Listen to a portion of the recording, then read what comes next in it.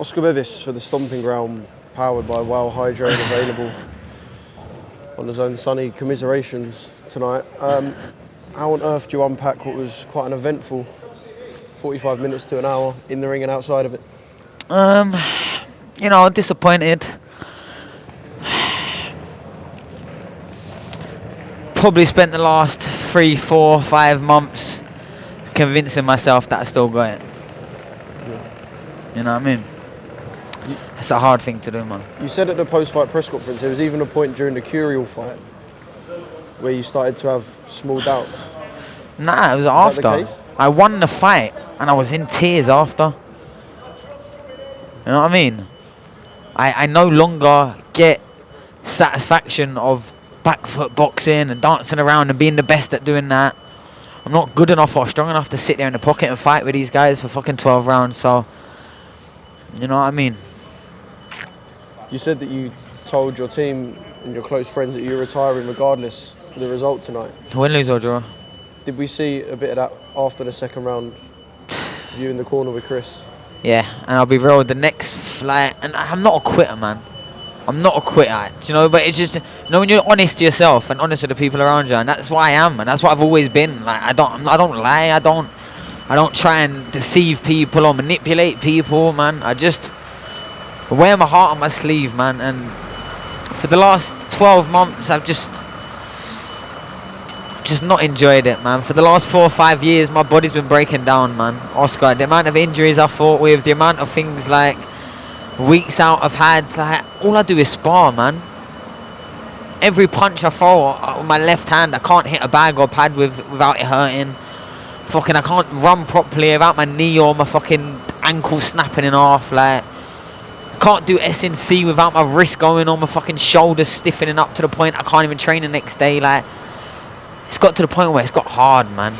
It's got hard, and usually my frequency for boxing is so high. It's like this delusional, relentless, I am the best, or I will be the best, or I will try my best, and I want it more than anything. But I sat down in the second round after the first round, and I just wanted to be home with my kids, Oscar. And it's hard, man. It's hard to be in a ring in front of thousands of people and not want to be there. And I've never had it before. I didn't expect it. I didn't expect that to be the case. And I was enjoying the fight. Like, I like a fight, man. Chris is a tremendous coach, and he's, Mate, his rousing speech. And I hope that the next 4 rounds and the little bit of success I have, all of it was to him, man. Because for whatever reason, this Sonny Edwards, and I don't know who he is. I don't know who this Sonny Edwards is right now. I've never wanted out of a boxing ring. And it's not even that I wanted out. I just didn't have that. The eye of the tiger, that fire, that spark, that bite down in the gum shield, and I don't know. I've never felt like that before. Well, I think the rounds after what we saw in the corner go against what you're saying. I thought we saw that bite down on the gum shield. That was for Chris. Do you know how crazy it is, yeah? That was for Chris. Because I weren't letting his breakout fucking boxing performance, me just fucking jack it. Because I didn't want to be there. So I just listened to what he said and fucking started biting down. He could tell that I couldn't move my legs and my legs weren't moving. I don't know why. I just felt lethargic. I felt flat from the off. It's been like it all camp, really, man. I've had to have 2-3 weeks out of just this camp alone from 2 different ankle injuries. Man, it's just been long. It's just been grueling. Yeah. Hotel, yeah? Yeah, we'll go hotel first. The term bloodline was used. Dates back to fights in the amateurs. One fighter being picked for the Olympics, one not. Potential injustices, beef over DMs. Nah, man. Do you know what it was? Is that bloodline? Is that? No, the bloodline was about Edwards and the Yafais and how we're all great fighters, really. Let's be real. Me and Galal, there is no issue, and that's why, I don't know, it had to go the way it did. I had to speak about something. I couldn't just be like, oh, I like Galal so much. Like, I actually class him as a friend. Like, I actually do.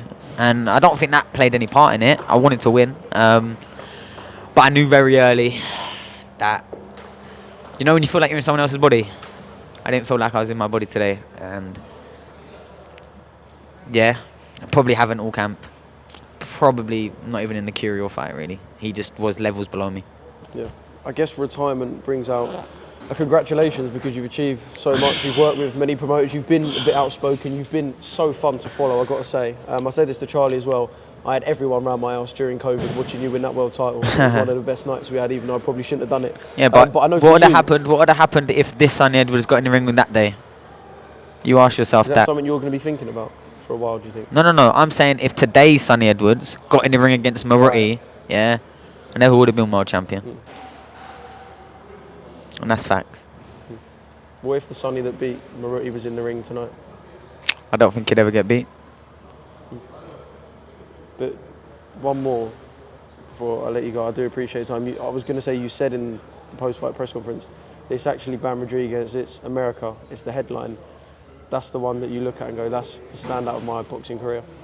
And this as well, really. Like, I never thought being a flyweight when I was, really understanding what this world of boxing is like.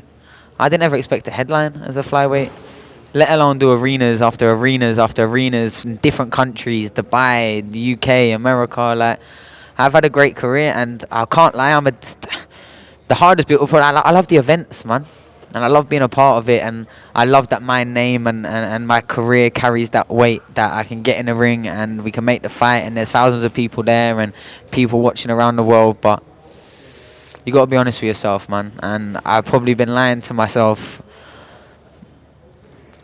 convincing myself that I've still got it right now the way that I had it, and I just, it's much easier to accept after that I was right. I was right in every single spar.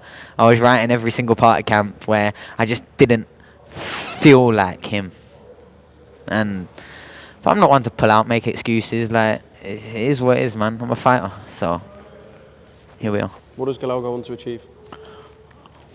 He's got a hard fight in Kinshiro. I hope he does it, definitely. There's no one in the world that Galal can fight where I won't support him. Like I said, genuinely classed him as a friend way long before this. That's why there was so much respect there. That's why it didn't really get bitter between us, because we both know we're good fighters. I didn't really show that today, but we both know we're good fighters, and we both know that we get on, and yeah, man. Well done to him. Like, and I genuinely mean it. And I went and said it to his brothers and his family, and enjoy it, and really enjoy it, man. I know when I am dancing in the sun, and I know when I'm living in someone else's dream, and tonight, that was the case.